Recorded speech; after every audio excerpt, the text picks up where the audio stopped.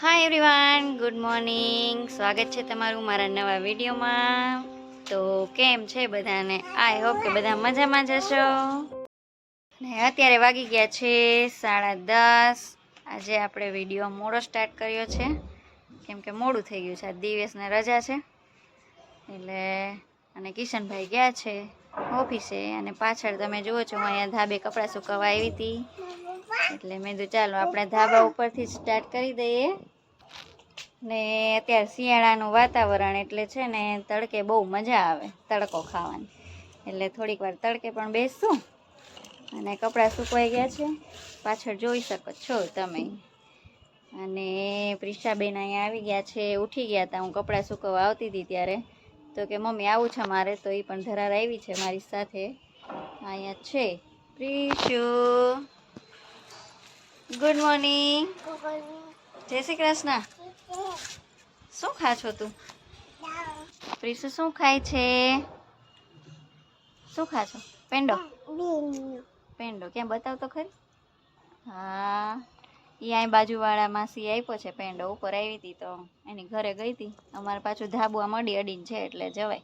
કા દીદી આપ્યો તો કે માસી આપ્યો? દીદી આપ્યો તો. હા, એટલે પ્રિશાબેન મારી જોડે તડકો ખાવા આવી ગયા છે ઉપર. હે ને પ્રિશુ? અત્યારે ઠંડી બહુ લાગે છે કા? પ્રિશાને સ્વેટર પહેરેલું જ હોય. અને આજે થોડો તડકો ઝાંખો છે, વાદળા જેવું છે, કેમ કે એવો બધો તડકો છે નહીં. જોકે શિયાળામાં તો હવે એવું જ રહેવાનું છે, ઝાકળ જેવું છે. હા, અને અમે છે ને અહીંયા ઉપર પાણી ગરમ કરીએ છીએ. જો અહીંયા પાણી ગરમ થાય છે અમારું. હા, પ્રિશાબેન અહીંયા છે. અહીંયા પણ કપડાં સૂકવી દીધા છે. અને આ અમારે ધાબા ઉપરથી નજારો.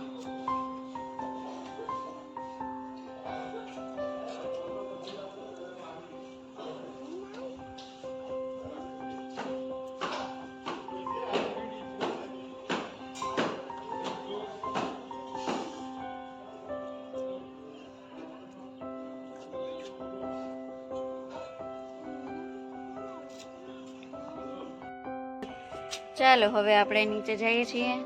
હજી કામ બાકી છે. આપણે કચરા પોતા ડેઈલી કામ આપણું જે હોય તો કરવું જ પડે.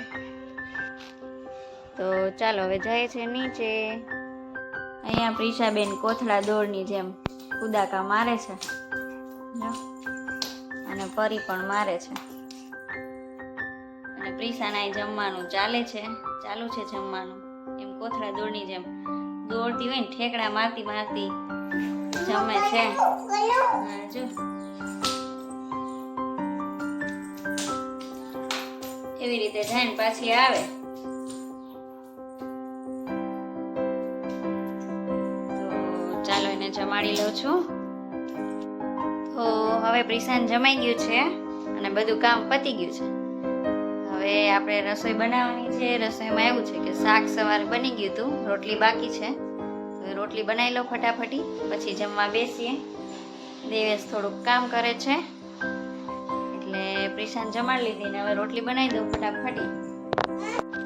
અને એમાં એવું છે કે ગરમ ગરમ ખાવા તો શનિ રવિમાં જ મળે, બાકી તો ઠંડુ ખાવાનું હોય. એટલે આજે ગરમ ગરમ છે રોટલી. શાક તો વાંધો નહીં, ચાલશે, પણ રોટલી ગરમ ગરમ છે તો બનાવી લઉં ફટાફટી. તો આપણે લોટ બંધાઈ ગયો છે અહીંયા. હવે અહીંયા ગેસ આપણે ચાલુ કરી દીધો છે ફાસ્ટ.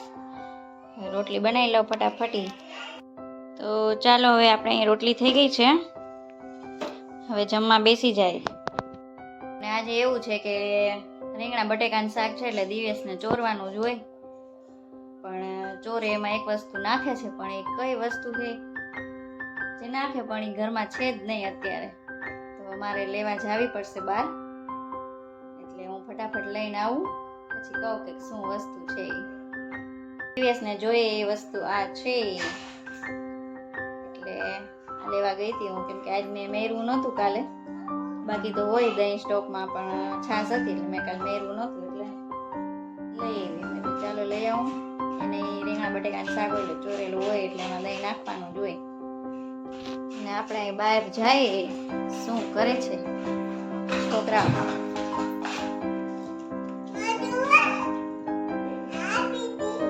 પાછળ બેઠા છે દિવ્યેશ. દિવ્યેશ, જય શ્રી કૃષ્ણ. મજા ને?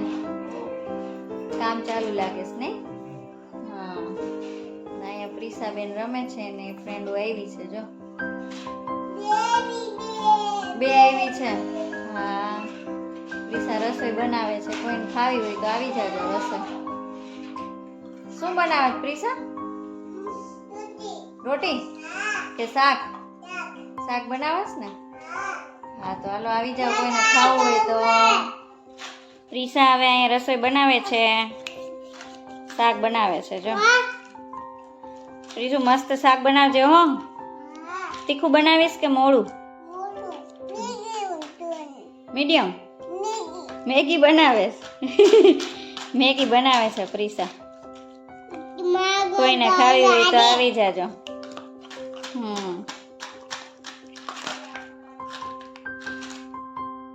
તો ચાલો જમવા.